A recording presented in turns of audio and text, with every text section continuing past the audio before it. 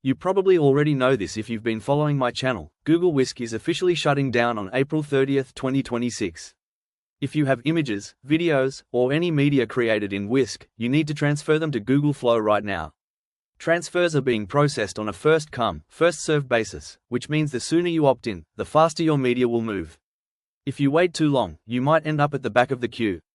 In this video, I'm going to show you exactly how to opt in for the Whisk to Flow media transfer and what happens after you click that button. I've already shown how to download all the projects in one go in my previous video. Feel free to check the link in the description if you need it now or in the future.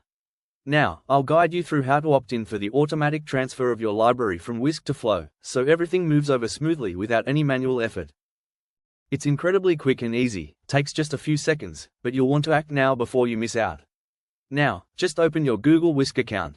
You'll see the Opt-in to Transfer option at the top. Just click it, and this screen will open. Here, you've got two options, Download Folders, and Transfer to Flow. I'm going to click on Opt-in to Transfer, so my images and animations move to Flow automatically. And that's it. Yup, it's literally a one-click process. Later, you'll want to check the Flow to make sure everything transferred okay, and I'll quickly show you how to check your Google Flow account for updates. Later, you'll want to check Flow to make sure everything transferred correctly, and I'll quickly show you how to do that. Just click on Try Flow to switch. It means you don't need to sign up for a new account.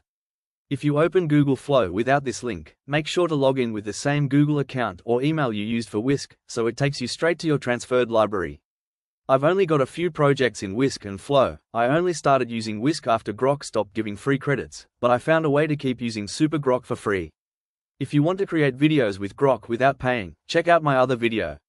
I also have tutorials on how to create images and animations in Grok. I still can't see any updates to my library in Google Flow. Let's head back to Whisk. I want to show you one final thing. You should see a confirmation message that says, "We've received your request to transfer your media." Once you see that, you're all set. You can keep checking for transfer of files.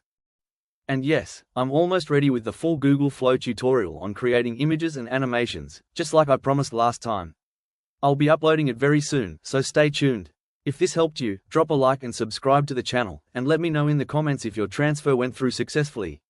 So if you still have media in Whisk, don't wait, go opt in right now before April 30th. See you in the next video.